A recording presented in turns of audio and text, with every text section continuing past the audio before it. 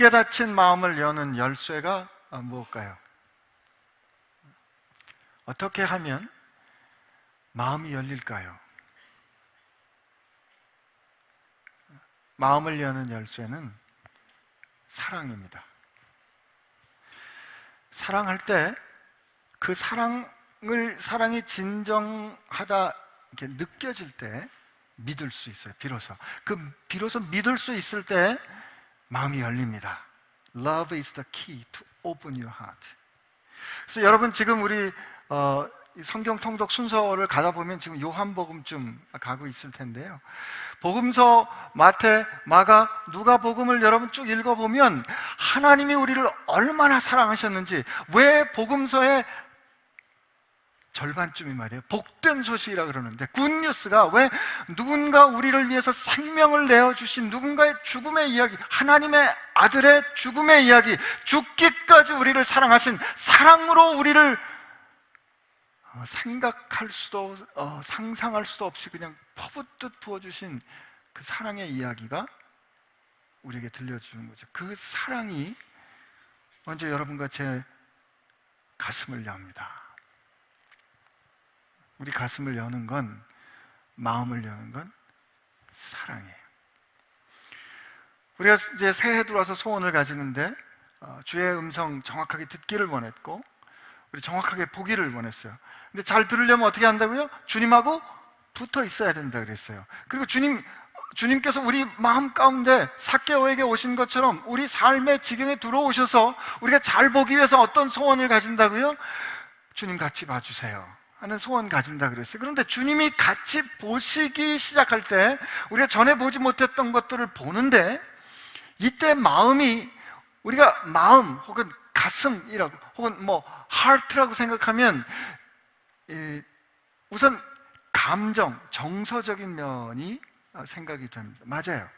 우리가 마음을 연다 그럴 때는 이 정서, 이 가슴에 뭔가 논리적이지 않지만 용납이 되는, 뭔가 녹아지는, 논리적으로 설명해서가 아니라 그냥 믿어지는 어떤 것이 있어야 돼요. 그거 우리 하트라고 그러죠. 하트, 가슴 그러죠.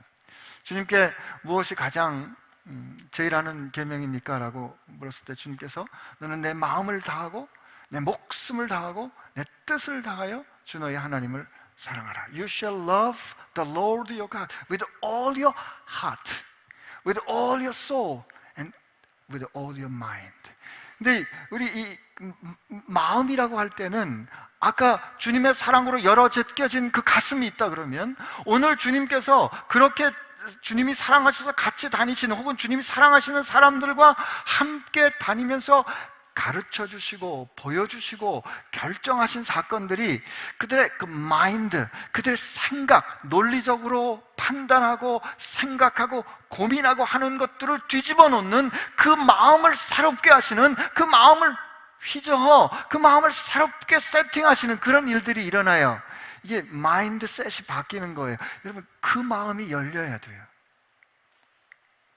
지난주에 삭개오의 집에 들어가신 것만 해도 그래요. 어떻게 율법의 선생이라고 불리면 그가 어떻게 저 죄인인 세리의 집에 들어가느냐는 거죠. 주님은 생각해보니까 그런 말씀 많이 하셨어요.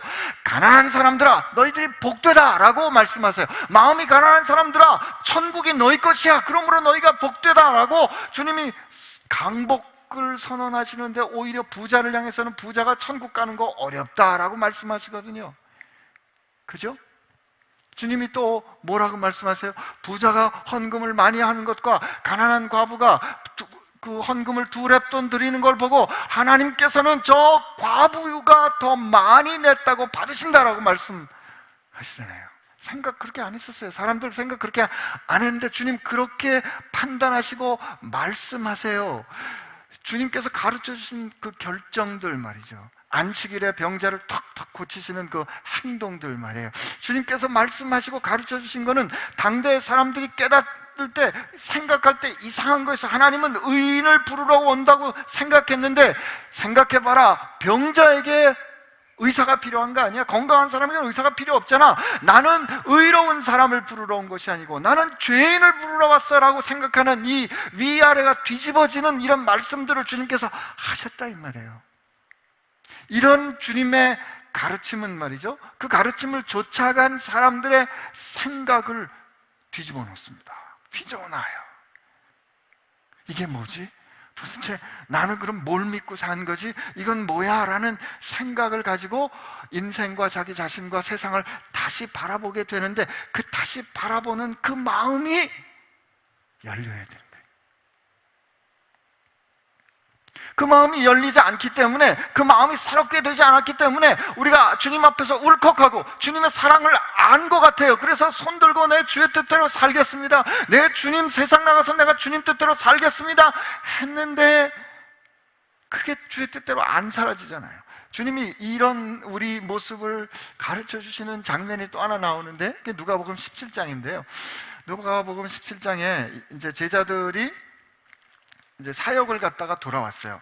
사역을 갔다가 돌아온 제자들을 향해서 성경은 사도라고 불러줍니다. 사명과 함께 세상에 나갔다가 그 사명을 이루고 돌아온 사람들을 사도라고 불러주는 거예요. 누가복음 17장에 한번 가보세요. 누가복음 17장 5절인데, 사도들이 주께 여짜오되 우리에게 믿음을 더하소서. 아니 뭐 저기 돈 좀 더 주세요, 그런 것도 아니고, 주님 누구죠? 저 세베대야 두 아들처럼 뭐 오른쪽 왼쪽 이런 거 아니고 아주 정당한 요구했어요. 믿음 좀 더해주세요, 주님. 믿음 좀 더해주세요. 근데 주님 뭐라고 말씀하시냐면, 그래 너희들이 믿음을 좀 더해달라 그랬느냐? 믿음을 좀 크게 해달라고 그랬느냐? 만일 너희에게 겨자씨 하나일 만한 믿음이 있었다면 이 뽕나무대로 뿌리가 뽑혀 바다에 심기어라 했을 것이고 그것이 너에게 순종했을 거다.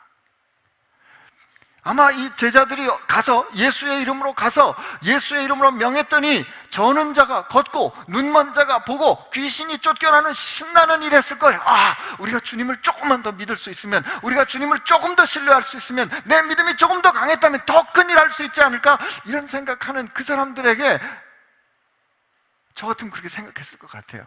큰 믿음 달라는 거 그거 아니에요? 큰 일 좀 해보고 싶은 거 아니겠어요? 그랬더니 예수님이 야, 겨자씨 하나일 만한 믿음이 있으면. 근데 제자들 누구도 뽕나무더러 들어 뿌리를 들어 바다에 심기오라 말했던 사람이 없고, 이제 역사 중에 누구도 그런 일을 한 사람이 없어요. 니네 믿음은 그런 거야 라고 말씀하실 때, 믿음 좀 크게 해주세요 라고 기대했던 제자들이 얼마나 머쓱했겠어요. 그런데 누가는 그 뒤에 예수님 가르침을 그냥 연이어서 또 얘기하는데, 그게 야 너희들 종이 있는데 말이야, 종이 종일토록 밭에 나가서 일하다가 들어왔어. 그러면 종이 종일토록 밭에 나가서 일하다 들어왔으니까 아 수고했다, 앉아서 먹고 쉬어라 하겠느냐? 아니지, 그렇게 안 하지. 너는 내 먹을 거를 준비하고 내가 먹고 마시는 동안에 너는 띠를 띄우고 나를 수종든 후에, 그리고 그제서야 너는 먹고 마실 거야, 그지? 그리고 네가 내가 너한테 시킨 일을 했다고 그래서 내가 너한테 감사해야 되겠느냐? 아니다. 오히려 너는 내가 할 일 다 한 후에 나는 다만 내가 명령받은 일을 했을 뿐입니다, 나는 무익한 종입니다 라고 말해야 할지니라. 저는 예수님의 누가복음 17장 말씀,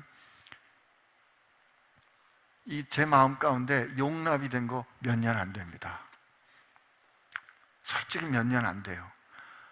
아니 우리 주님 너무하신 거 아니에요? 지금 제자들이 일하고 돌아온 거거든요. 근데 일하고 돌아온 그들이 사역하고 돌아왔을 때 다른 말씀, 요 앞에 말씀해 보면 막 주님이 뛸 듯이 기뻐하셨어요. 성령으로 기뻐하시면서 좋아하셨는데, 지금 제자들이 그렇게 돌아와서 일 좀 더 잘해보겠다고, 조금 더 주님 제자들답게 좀 더 잘해보겠다고 좀 믿음 크게 달라고 그러는데, 거기다 대고 야 종이 나가서 일하고 난 다음에 그 주인이 종에게 살해해야 되겠어? 그냥 할 일 한 거 가지고 그렇게 너무 티내지 마. 그리고 너는 무익한 종이라고 말해야 돼 라고 말씀하시는 예수님이 좀 너무하시더라고요. 기왕이면 좀 칭찬도 해주실 수 있잖아요.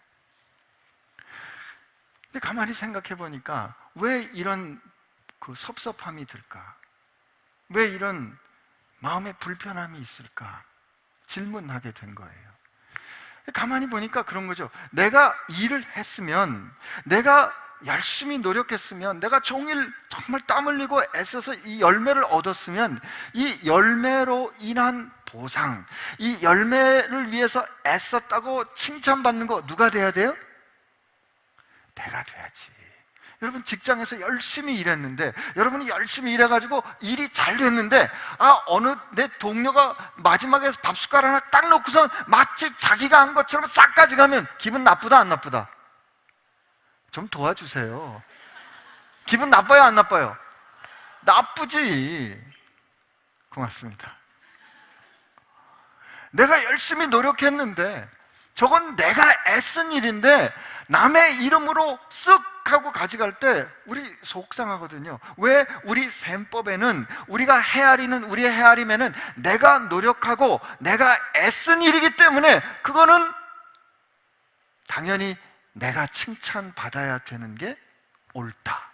세상은 이게 옳다 그래요. 이걸 정의롭다 그래요. 이런 생각이 있으니까 종일토록 주인의 명령을 듣고 나가서 종일토록 일했어요. 우리가 하나님의 명령을 듣고 종일토록 나가서 일했어요. 수고했어요. 애썼어요. 그리고 돌아왔으면 너 참 잘했다 그래 주실 일이지, 너 할 일 해놓고 뭘 그렇게 기대하는 게 커? 넌 다만 할 일 한 것뿐이야 라고 말해야 할지라고 말씀하신 주님이 섭섭한 거죠. 이 세상의 정의와 보상과 셈법으로 볼 때는 말이에요. 근데 여러분, 주님은 우리를 향해서 뭐라고 그러시냐면, 착각하지 마, 너는 내 거야 라고 말씀하십니다. 주님이 여러분께 이렇게 말씀하세요. 너는 세상 것도 아니고 기업의 것도 아니고 정신 차려, 너는 내 것이야. 내가 너를 지명하여 불렀나니 너는 내 것이다. 고린도전서의 고백을 보면 우리는 그의 생명으로 값주어 사신 바 되었나니. 사랑하는 여러분, 아멘을 잊어버리셨어요? 주님이 우리에게 뭐라고 말씀하신다? 너는 내 거야. 아멘? 주님이 그렇게 말씀하셨으면 우리가 주님의 것 됐잖아요. 그러니까 우리가 주님의 것 됐으면 말이죠, 우리가 하는 모든 일은 사실은 주의 일이에요. 내가 직장 가서 일하는 것도 주의 일이고, 내가 가정에 가서 섬기는 것도 주의 일이고, 내가 자녀들 때문에 지지고 볶고 부모님 때문에 마음이 쓰이고 친구들 간에 갈등하는 것조차도 우리가 주의 것이기 때문에 주님의 일이라고요. 그러면 주님의 일이라면 결국 이걸 통해서 누가 영광을 받아야 돼요? 주님이 영광을 받아야지. 우리는 말은 그렇게 해요. 모든 것 주님이 다 하셨습니다. 이거 다 주님의 일입니다. 그런데 우리 이름이 드러나기를 원하잖아요. 주님 앤드 안신기 이렇게 나오기를 원한단 말이에요. 이런 헤아림을 주님은 그냥 두고 보실 수가 없는 거죠.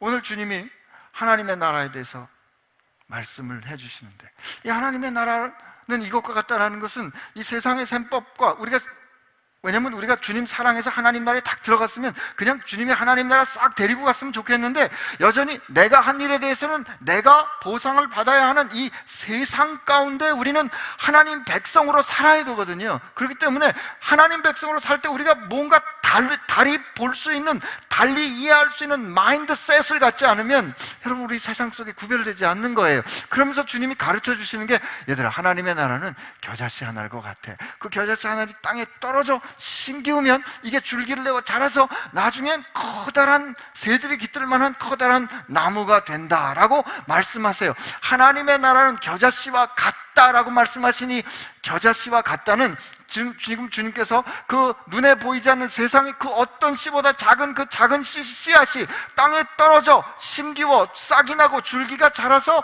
커다란 나무가 되는 것과 같은 이 모든 과정, 이 홀 프로세스를 가르치는 거예요. 하나님의 나라는 겨자씨와 같다, 이 말은 그런 뜻이에요. 저는 생각해 봤어요. 하나님의 나라는 겨자씨와 같다. 근데 그 겨자씨 하나를 땅에 심겨질 때는요, 여러분, 겨자씨가 한꺼번에 이렇게 있는데 이게 땅에 심겨질 때는 어쩔 수 없이 혼자 심겨집니다. 어쩔 수 없이 혼자 단독자로 심겨질 수밖에 없어요. 그리고 어느 순간에 그게 땅에 심겨질 때 깨지는, 썩어지는 요한복음 12장에 한 알의 밀알이 한 알 그대로 있으면 아무 열매를 맺지 않지만 땅에 심기워 썩어질 때 열매를 맺는다 그랬잖아요. 그러니까 하나님의 나라가 임하는 그 놀라운 영광에 갈 때 우리는 언젠가 땅에 떨어져 썩어지는, 깨지는, 그것도 외롭게 깨지는 그런 순간이 있다 이 말이에요. 근데 우리 그거 싫어해요.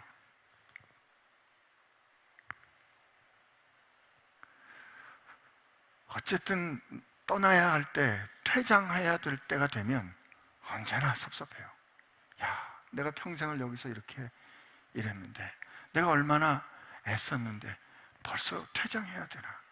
어쩜 벌써 세상에 사람들이 나를 이렇게 몰라주나? 나를 이렇게 쉽게 잊어버리나? 이런 생각이 씁쓸하고 어렵고 하기 때문에 어떻게 하든지 내 흔적을 남겨놓으려고 그런단 말이에요. 근데 주님이 뭐라고 가르쳐 주시냐면, 하나님의 나라는 말이야, 네가 땅에 들어가 심기워져야 돼. 안 보여야 돼. 네가 흔적 없이 녹아져야 돼 라고 가르쳐 주시는데 우린 이게 싫은 거예요. 일단 여기까지. 근데 저는 이 하나님의 나라는 겨자씨와 같다를 볼 때 하나님의 나라는 얼마나 인격적인가 하는 생각하게 됩니다. 여러분과 제가 겨자씨예요. 오늘은 한 번에 아멘 하시는 경우가 없네. 다시, 여러분과 저는 겨자씨입니다. 예. 얼굴이 작아도 얼굴이 이 소망은 툭 튀어나오게 돼 있어요, 그죠? 나도 한번 얼굴이 작아졌다 이런 얘기 듣고 싶은데, 어쨌든 우리는 굉장히 작잖아요. 여러분과 제가 겨자씨 한 사람이 겨자씨로 땅에 떨어질 때 우리 한 사람이 떨어진다는 뜻은 하나님께서 겨자씨와 같은 여러분 한 사람을 위한 계획을 따로 갖고 계시다는 거예요. 그런데 참 놀랍고 저는 생각할수록 기가 막히고 제 헤아릴 수 있는 제 상상력을 넘어서는 하나님의 크고 놀라운 능력은 말이에요, 이 상관없는 이 사람하고 저 상관없는 저 사람이 각각 땅에 떨어져 씨앗으로 심어졌는데 어쩌면 이 사람과 이 사람이 서로 연결될 수 있냐고요. 이 사람의 그 이야기가 내 인생에 어떻게 이렇게 연관될 수 있을까? 우리 살다 보면 말이에요, 5년 전에 만났던 그분이 오늘 이 날을 위해서 만나게 될 줄 누가 알았겠어요? 하나님께서는 우리 한 사람 그 한 사람이 써가는 그 아주 작고 연약한 이야기들을 통해서 하나님 나라의 커다란 역사를 이루어가는 그 네트워크, 그 놀라운 하나님의 커다란 이야기를 지금 조율하고 연결하고 써가지고 계신 거죠.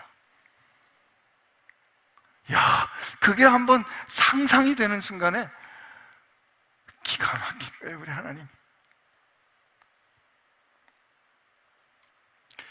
그 각각 한 사람의 인생이 서로 연결된 것 같지 않게 땅에 흩어져 그들이 그냥 흩뿌려진 것 같아서 마치 중간에 의미 없이 꺾어지는 것 같았지만 그들의 인생을 하나님이 엮어 하나님의 아름다운 놀라운 하나님 나라의 역사를 끌어가는 그게 보이지 않으면 말이에요, 그게 믿어지지 않으면 말이에요, 여러분, 우리가 성경을 100번 읽어도 1000번 읽어도 오늘 사도 바울이 고백한 나는 심었고 아볼로는 물을 주었을 때 우리가 한 일은 아무것도 아니고 다만 잘한 것은 하나님이시다라는 고백 우리 못하게 돼요. 우리는 우리가 일한 대로 각자의 상을 받을 거야 라고 믿지 못하게 된다고요.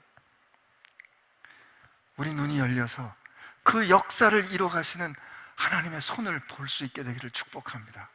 그럴 때 그래, 나는 심었어. 여러분, 심었다는 말은 내가 심고 그렇게 애쓰고 노력했지만 열매 못 봤다는 뜻이에요. 눈물을 흘리며 나는 씨를 뿌렸지만 기쁨으로 단을 거두는 사람은 딴 사람이라는 거예요. 그러나 그거를 보고 기뻐할 수 있느냐 이 말이에요. 여러분, 기뻐할 수 있겠어요? 그렇게 기뻐할 수 있어야 돼요. 그렇게 기뻐하려면 이 일을 이루어가시는 하나님의 놀라운 역사, 그 오케스트레이션, 하나님의 놀라운 통치, 그거를 보고 믿는 믿음이 있어야 되는 거죠.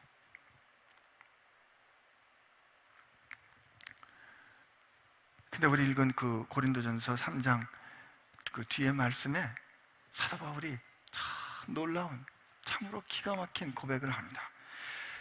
그 3장 9절에 보면 이렇게 되어 있어요. 우리는, 정말 우리는, 저 따라하세요. 우리는 하나님의 동역자입니다. 이 코워커라는 말이 순 에르고라고 되어 있는데, 하나님의 동역자입니다. 이 두 가지 뜻으로 성경 번역은 되어 있는데, 그 두 가지 뜻으로 성경이 번역되어 있다는 말은 두 뜻이 다 옳다는 거예요. 첫째는 하나님의 동역자라는 거예요. 이게 여러분들이 놀라지 않는 거 보니까 뜻을 모르는 거예요, 지금. 다시, 우리가 지금 하나님의 팀메이트라는 거예요. 하나님의 동료라는 거예요. 하나님이 일하시는데, 하나님이 그 일을 하시는데 내가 하나님의 동료야, 동료.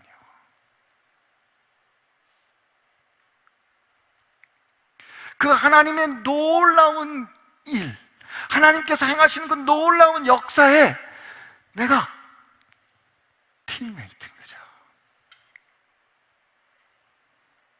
여러분, 요즘 손흥민 씨가 아주 날리고 있더라고요. 쏜세이션 그러면서. 영국 발음으로 제 흉내는 못 내겠어요. 근데 그 토트넘 그 손흥민 좋아하는 친구들은 그 토트넘 유니폼 입고 다녀요.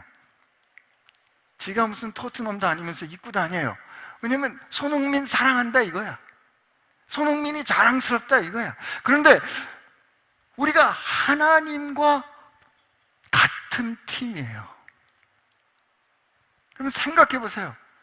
하나님은 절대로 지는 법이 있다 없다? 없지. 하나님은 어떤 경기든 승리하십니다. 하나님은 어떤 팀이든 이기십니다. 근데 그 하나님이 나하고 같은 편이야. 이게 얼마나 놀라운 고백이에요. 이게 첫 번째 고백이에요. 우리가 하나님의 동역자입니다. 얼마나 담대한 고백인지 모르겠어요. 그렇기 때문에 우리는 감히 하나님 앞에서 이건 내가 한 일입니다고 말을 못하는 거죠. 우리가 어떻게 언감생심, 어떻게 하나님하고 일을 같이 하겠다고 나설 수 있겠어요? 정말 자격 없는 우리들인데 하나님께서 너 나하고 같이 일 좀 해주지 않을래? 라고 말했기 때문에 그 하나님께서 주신 일을 내가 잘할 자신이 없기 때문에 하나님 앞에 주님, 이거 말씀하신 대로 제가 해보려고 애썼는데 주님 이거 제대로 됐나 모르겠어요. 제가 주님께서 말씀 주신 거 그냥 제대로 했으면 좋겠어요. 그것만이라도 충분해요 주님이라고 말하게 되는 거예요. 내가 살아가는 인생이, 내가 살아가는 동안 해야 될 일이 하나님과 내가 함께하는 일이라는 그게 보이면 말이죠, 그냥 그 일 하게 된 것만으로 영광스러운 거죠. 나는 무익한 종인데 어떻게 나보고 이걸 하라고 그러셨을까? 두 번째는 이런 뜻이에요. 우리는 팀인데, 우리는 동역자인데 우리가 하나님께 속했습니다. 이런 뜻이에요. 첫째는 바울도 하나님과 동역자고 아볼로도 하나님과 동역자입니다. 이런 뜻이고, 두 번째는 바울과 아볼로가 팀인데 이 팀이 하나님께 속했다 이거예요. 여러분과 제가 팀이에요. 근데 이 팀은 어떤 거 같으냐면 저 사람하고 나하고 같이 일하는지를 우린 사실 잘 몰라. 여러분과 제가 같은 팀인데, 아멘? 우리가 같은 팀이에요. 하나님께 속한 같은 팀인데 저 사람이 뭘 하는지 잘 몰라. 그런데 우리에게 공통점이 있어요. 어떤 공통점? 하나님께서 우리에게 보여주신, 하나님께서 우리에게 그 말씀하신 그 뜻에 순종하려는 공통점이 있어요. 근데 그렇게 살다가, 그렇게 애쓰다가 여러분과 제가 생각지 않았던 순간에 그냥 끝나는 수가 있어요. 우리 인생에 참 어려운 게 이 부분이에요. 나는 더 일하고 싶은데, 나는 아직 더 해야 될 것 같은데 퇴장. 이게 우리가 참 받아들이기 어려운. 그러면 하나님 이게 어떻게 저렇게 어제도 뉴스에 그런 뉴스 하나를 봤는데 31살짜리 젊은 처녀가 아프리카 그 탄자니아에 있는 아이들을 사랑해가지고 그 탄자니아에 그 하얀 흑인들, 이게 알비니즘이라고 이렇게 이 색소가 결핍되어 있는 아이들이, 그 하얗게 흑인들이 태어나면 저주받은 아이들이라고 그냥 버려지는데, 그 아이들을 사랑해서 코이카 단원으로 갔다가 지금 NGO 단원으로 갔는데, 이 사람이 그냥 그만 말라리아로 숨을 거뒀어요. 그 기사가 떴어요. 31살인데 하나님은 어떻게 저렇게 지울 수가, 인생을 어떻게 저렇게 끝낼 수가 있는 거예요, 하나님? 이런 질문이 나오잖아요. 근데 여러분, 성경을 보면 모세가 자기 평생을 그렇게 다해서 이스라엘 백성을 끌고 가나안 앞에 들어가려고 그러는데 하나님께서 됐다, 너는 여기까지야 라고 말씀하시잖아요. 느보산 정상에서 저 요단강 너머에 그 가나안 땅을 보면서 모세는 그가 묻힌 곳이 어딘지도 모르게 죽습니다. 여러분, 세례요한은 어때요? 세례요한도, 우리 예수님 33세 돌아가셨다 그러는데 세례요한도 30 초반에 죽었어요. 6개월 먼저 태어났잖아요. 그런데 예수님 계실 때, 사역할 때 세례요한이 목배임을 당하 죽는데 어떻게 죽어요? 그 어처구니 없이 죽잖아요. 엘리야와처럼 주님의 길을 예배하러 왔던 그 사람이, 그렇게 주님의 오실 거를 그렇게 능력 있게 선포했던 그 사람이, 헤롯이 자기 하여튼 복잡하게 결혼한 헤로디아하고 결혼하는 거 옳지 않다라고 말했던 것을, 그가 그것 때문에 감옥에 갇혔는데 헤로디아가 그걸 가지고 마음에 품었다가 헤롯의 생일날 자기 딸 살로메를 보내가지고 헤롯 왕 마음이 혹하게 춤을 춘 다음에 그냥 헤롯 왕이 좋아가지고, 야, 네 소원 다 들어줄게, 내 나라 절반이라도 주마 그랬더니 어머니한테 와서, 엄마, 소원을 뭐라고 말할까요? 그러면 가서 말이야, 저렇게 나를 정죄했던 세례 요한의 목을 잘라 쟁반 위에 그 머리를 달라고 하거라. 여러분, 세상이 이렇게 참 어처구니 없는 거예요. 생일에 그게 생일 선물이라고 말할 거예요? 그런데 그 말도 안 되는 일을 헤롯 대왕은 자기 체면 때문에 행하지 않습니까? 그래서 세례 요한이 죽습니다. 여러분, 어떻게 하나님께서 예배하신 그 엘리야가 이렇게 말도 안 되는 어처구니 없는 일로 그렇게 그 인생이 꺾어질 수 있냐고요? 끝날 수 있냐고요? 요절. 그러고 보니까 사도행전에 있는 사도들의 삶도 그렇고, 사도행전도 그렇게 끝나잖아요. 사도 바울이 죄수로 감옥에 끌려가서, 로마에 끌려가서 2년 동안 그렇게 있다가 하나님의 나라를 전했습니다. 그걸로 끝이에요. 석세션 플랜. 그 후에 후계자는 누가 됐고, 그 후에 그 조직은 어떻게 됐고, 바울은 어떻게 원로가 되어서, 그걸 하나도 없어요. 그냥 그걸로 끝이에요. 어쩌면 이렇게 무책임할 수 있을까? 어쩌면 이럴 수가 있나요? 여러분, 이렇게 생각하면 주님처럼, 우리 예수님처럼 그렇게 대책 없이 끝나신 분이 어디 있어요? 그가 십자가에서 죽으실 때 세상의 기준으로 보면 그분이 행하는 일은, 그분이 행한 말씀은 이루어질 수가 없는 일이었어요. 해놓은 게 하나도 없으시잖아요. 한 줌의 사람들밖에 없이 그 한 줌의 사람들조차 그를 다 배반하고 도망간 그 상황에서 그는 죽었거든요. 그걸로 끝났거든요. 근데 여러분, 예수님의 마지막 기도를 기억하세요.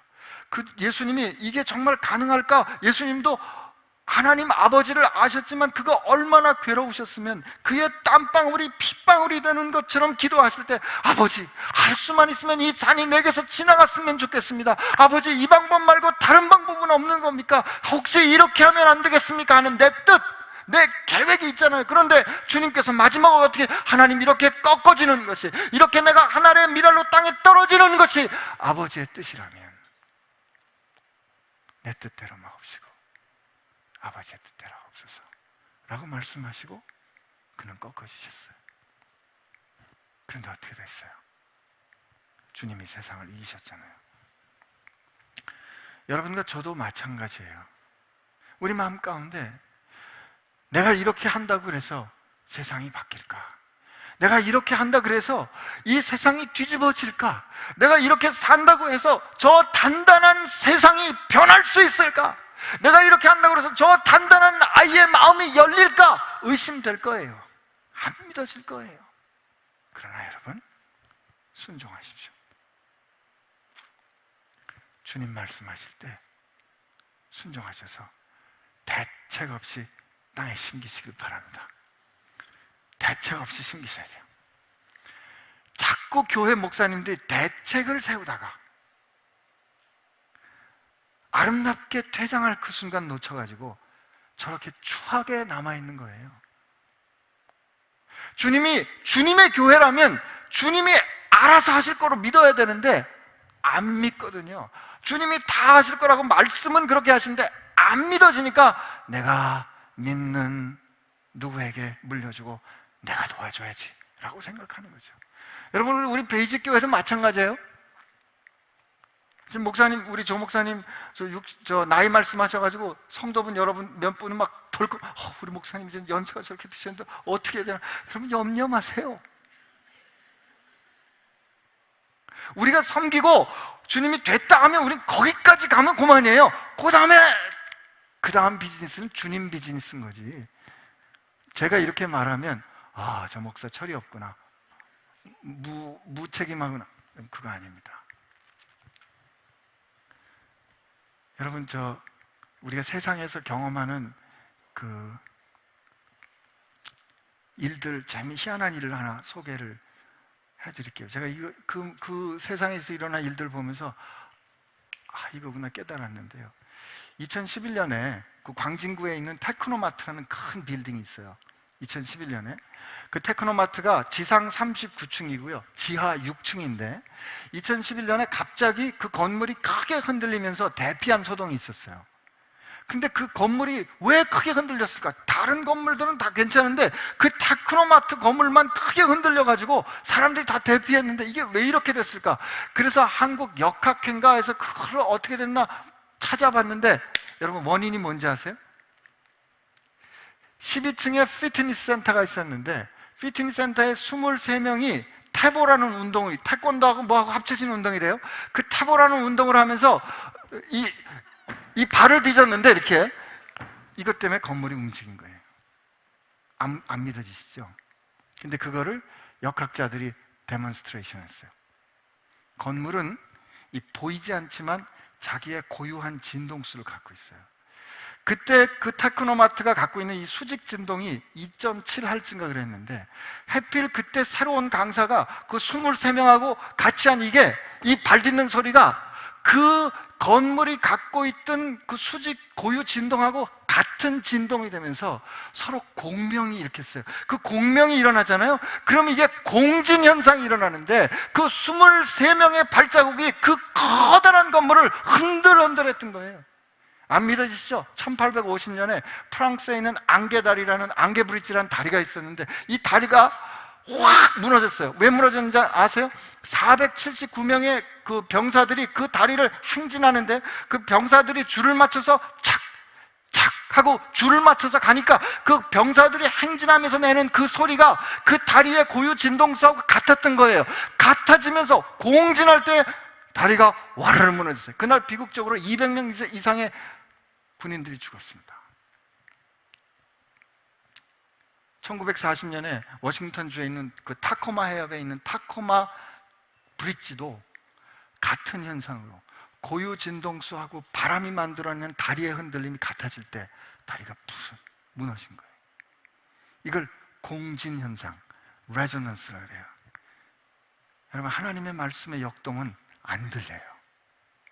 그러나 하나님의 말씀의 역동이 이렇게 돌아갈 때 우리가 겨자씨와 같은 우리들이 하나님 말씀에 순종해서 이렇게 순종해서 그분의 말씀에 맞춰서 우리가 그냥 대책 없이 깨지면 그 깨지는 그게 하나님의 말씀과 함께 사이클에 맞을 때 말이죠, 세상을 파는 강력이 될 겁니다.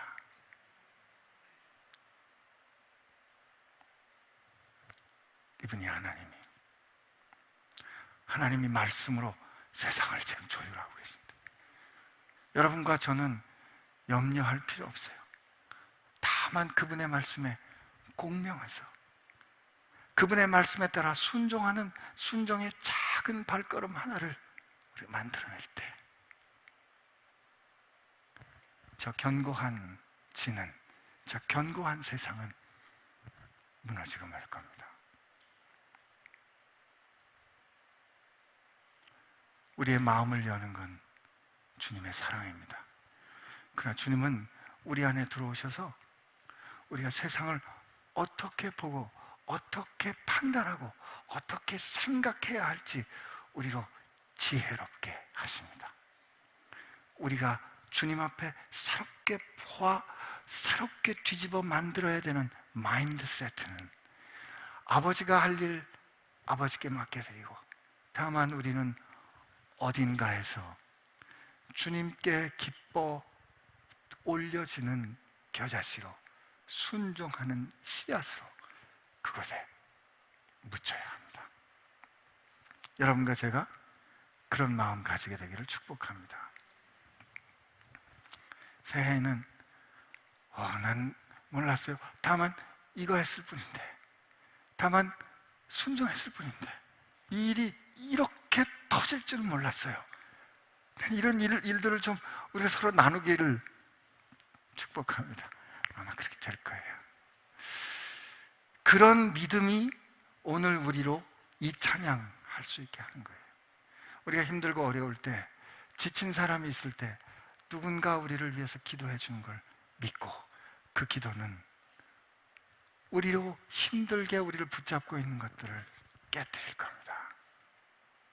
우리 오늘 우리 소원을 담아서 하나님 앞에, 그리고 하나님 앞에서 우리가 함께 연합한 팀메이트라는 거 기억하면서, 우리 가운데 힘들고 어려운 사람이 있다면 누군가 우리를 위해서 기도하는 거 잊지 말고 우리도 누군가를 위해서 기도해주고, 그리고 하나님 나라를 위해서 우리가 그렇게 기쁨으로 땅에 심겨지는 겨자씨 같은 사람들 되기를 결심하면서 이 찬양 하나님 앞에 같이 고백하겠습니다.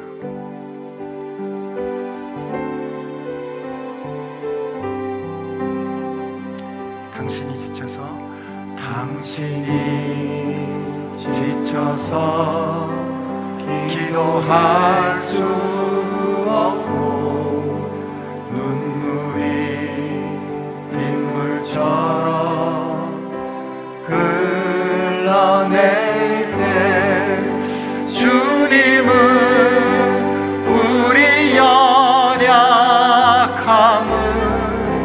아시고 사랑으로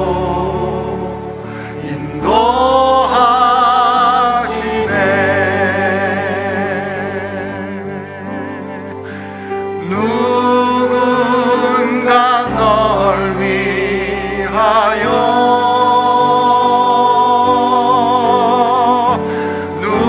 누군가 기도하네.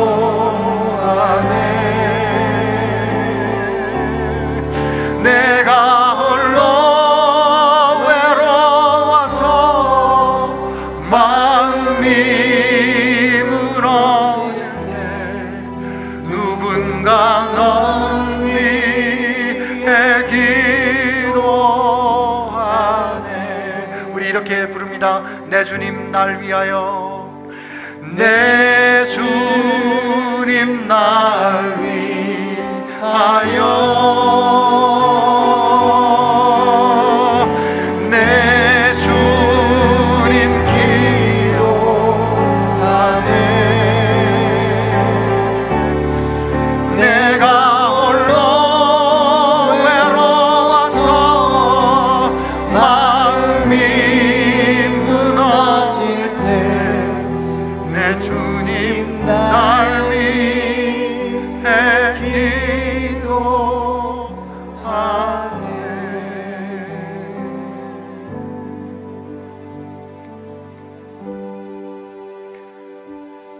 여러분의 인생에 대하여 두려워하셨던 분 계십니까? 주님 말씀대로, 주님의 그 사랑을 받아 그 말씀대로 사는 것이 도저히 안 될 것 같다고 의심했던 분들 계십니까? 그렇습니다. 여러분이 헤아리면, 우리가 헤아리면 믿을 수 없습니다. 그러나 이 모든 연약함을 들어 당신의 강력을 드러내시는 하나님의 음성, 하나님의 손길, 나를 위해 기도하시는 성령님의 중보하심을 들어 그분께 주파수를 맞추십시오. 그 주파수를 맞추는 것이 순종입니다.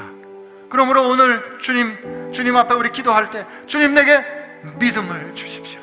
말씀을 들을 때, 주님 보았을 때 보인 대로 들은 대로 순종하는 마음, 그 믿음 그거 주십시오. 그리고 하나님 나로 눈을 열어 하나님께서 행하시는 그 크고 놀라운 것 보게 하여 주옵소서. 이렇게 주님 앞에 같이 소원하며 기도합시다. 같이 기도하겠습니다. 하나님 아버지 감사합니다. 오늘 우리에게 이 소원을 주신 것 감사합니다. 우리에게 이 마음 주신 것 감사합니다. 하나님, 우리 참 결과에 대해서 염려하며 어떻게 할까, 어떻게 될까 염려가 많이 됩니다. 그러나 주님, 오늘 이 자리에서 내가 주 앞에 순종할 수 있는 게 무엇일까? 오늘 이 자리에서 내가 주님과 함께 공명을 이룰 수 있는 것이 무엇일까? 하나님, 거기에 집중하는 저희들 되게 하고, 그리고 모든 것 주께 맡기는 은혜 허락하여 주옵소서.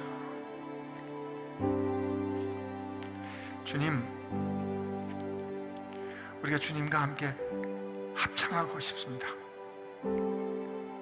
주님과 함께 어우러져 주님이 말씀하실 때 우리도 그 말씀 따라가고, 주님이 노래하실 때 우리도 그 노래 따라 부르고, 주님이 이끄실 때 이끄시는 대로 같이 이끌려가 주님과 공명하고 싶습니다.